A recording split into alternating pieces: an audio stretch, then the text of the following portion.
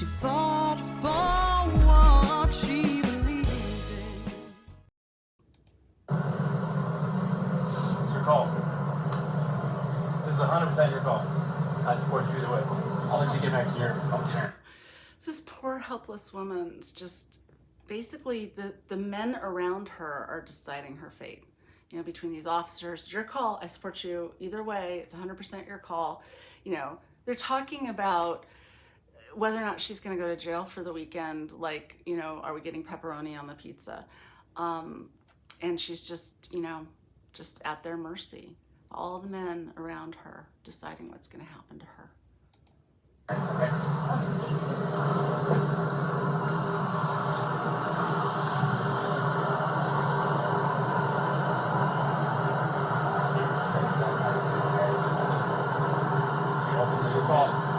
She openly admitted to me earlier that she was striking him in the eye. He said that she was striking him in the eye. He says she openly admitted to me earlier that she striked him in the arm, and he said she striked him in the arm.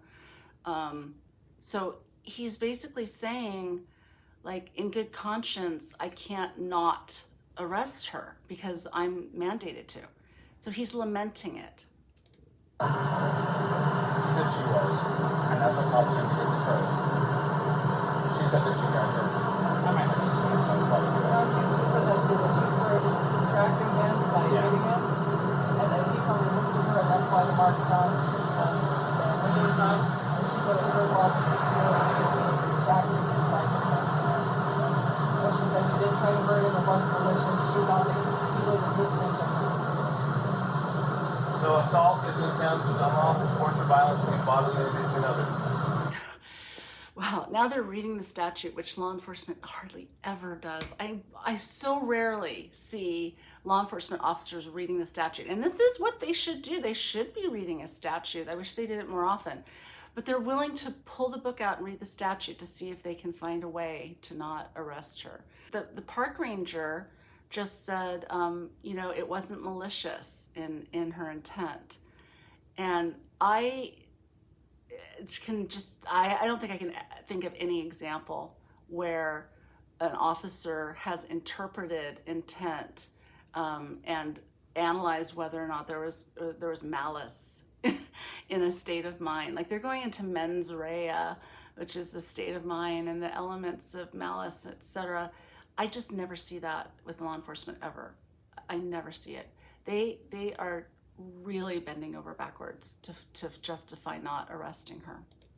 While it's good to see officers reading a statute, here's what happens when they don't read far enough or they don't understand how to apply it. He starts looking up assault in Title 76, and he gets that part right, but he forgets assault's the predicate crime. Now he has to go to Title 77 and look up the Cohabitant Abuse Procedures Act and read the definition of domestic violence. Domestic violence means any criminal offense involving violence or physical harm, or threat of violence or physical harm, or any attempt, conspiracy, or solicitation to commit a criminal offense involving violence or physical harm when committed by one cohabitant against another.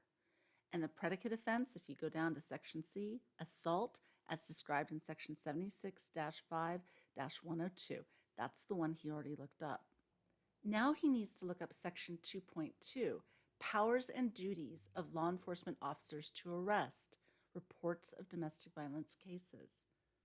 Section 2A, when a peace officer responds to a domestic violence call and has probable cause to believe that an act of domestic violence has been committed, the peace officer shall arrest without a warrant or shall issue a citation to any person that the peace officer has probable cause to believe has committed an act of domestic violence. If the peace officer has probable cause to believe that there will be continued violence against the alleged victim, or if there's evidence that the perpetrator has either recently caused serious bodily injury or used a dangerous weapon in the domestic violence offense, the officer shall arrest and take the alleged perpetrator into custody and may not utilize the option of issuing a citation under this section.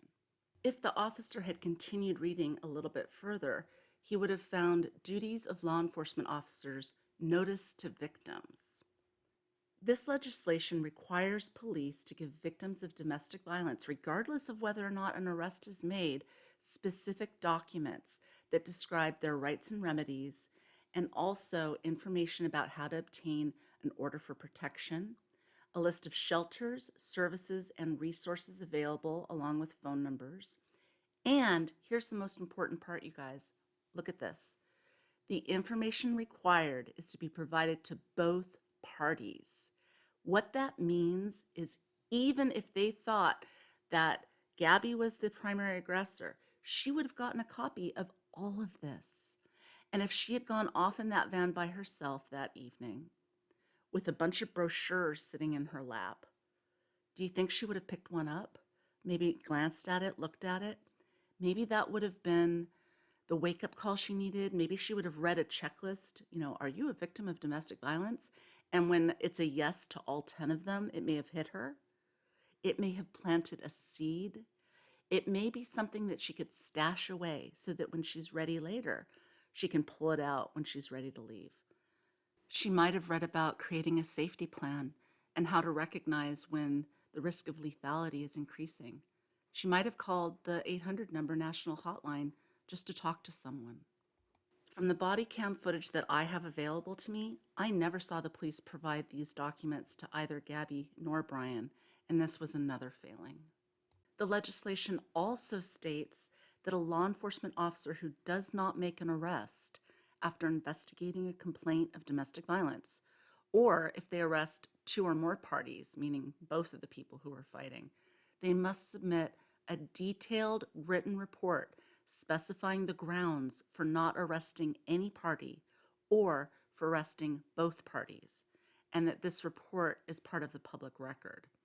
It goes on to say that the law enforcement agency shall forward a copy of the incident report to the appropriate prosecuting attorney within 5 days after the complaint of domestic violence occurred. That's even if there's not an arrest. Did the Moab Police Department comply with any of these reporting requirements? I'm going to do a public records request and try to find out. Definition says bodily injury is infliction of pain or physical impairment or illness. So you can go. Now I'm recording, and society and the judges and everyone can judge me for this. I'm looking at a 110-pound female and her fiance who have no means to be separated. He doesn't want to pursue it. She's not a threat to him, more than slight abrasions from her fingernails. I don't care if we use the actual letter of the law to not charge, but I also don't care because it literally does possibly make perfect sense to go full-on domestic assault and do the whole thing. This is your opportunity to make the decision. And then they redact it. Ooh, why'd they redact it right there? He's giving this guy permission. I don't know if this is a more senior officer or not. I don't see any stripes, but he's giving this guy permission, saying, hey, this is your call. This is a judgment call. You don't have to do what the legislature says. It's a judgment call. And again, he says, people can judge me for this, whatever. I know it's recording, but she's 110 pounds. He can defend himself. There's really no true danger here. And boy, did they get that wrong. That assessment cost her her life. That's what was at stake, because a matter of 2 weeks after this, she was dead. Why'd they redact it here? What don't they want us to hear? They take great pains to redact things that are super, super material, and then forget to redact the officer's wife's medical condition and prescriptions. What are they hiding? Well, if Gabby's family sues this police department, which I'm predicting they probably will, they'll get that unredacted in discovery. They'll be able to find out exactly what was said.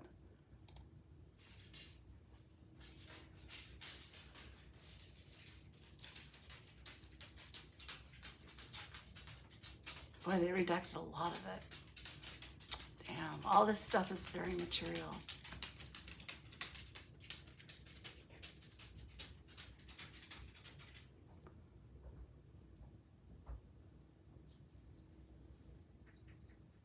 I really wish that we could hear what was going on right now.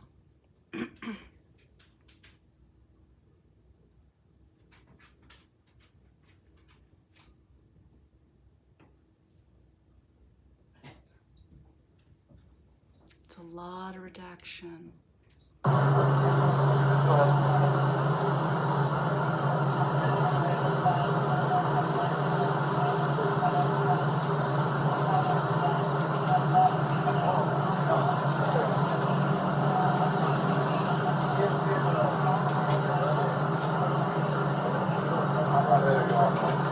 You got this?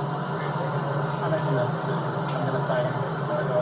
Okay. Do the first. Would you feel more comfortable handling that guy? Yeah. Go ahead with that guy.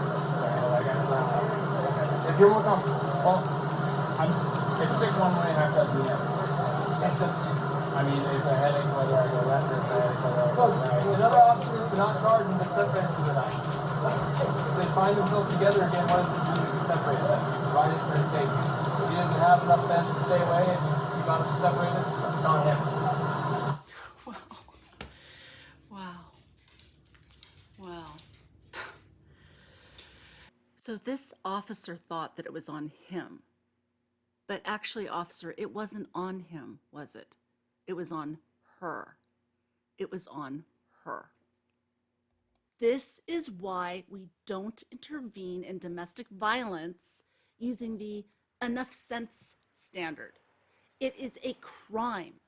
And police officers wouldn't do this with other crimes. They wouldn't do this with bank robbery or grand theft auto or dealing drugs. No, they see domestic violence differently. They look at it through the lens of their own relationships. They fail to see the danger because they do not have sufficient training to recognize it. This is why the legislation was passed, for exactly what's happening right here, for this moment. If he doesn't have enough sense to stay away. I mean, can you imagine if the genders were reversed? You know, with all the criticism that women get for going back or for not leaving or why doesn't she leave him? They never seem to ask why doesn't he stop hitting her, which is the much more obvious question. This is so problematic. We can't babysit them like that. You can separate them and say, don't let us go off till tomorrow. Let us cool off until tomorrow. That's why the legislation was created. It's because they don't want police officers to look at this as, oh, cooler heads will prevail. It's just a lover's squabble. That is not what the legislation says. That is why they passed it. Damn. Okay, I gotta let my dog out. Was I no woman in this life? Short upon the earth now was her time. Of all the seed she'd sown and the people she had known, deeply did she touch the soul of mine. She called a spade a spade. She stood on the edge of reason and even faced with death until their final dying breath. She fought for what she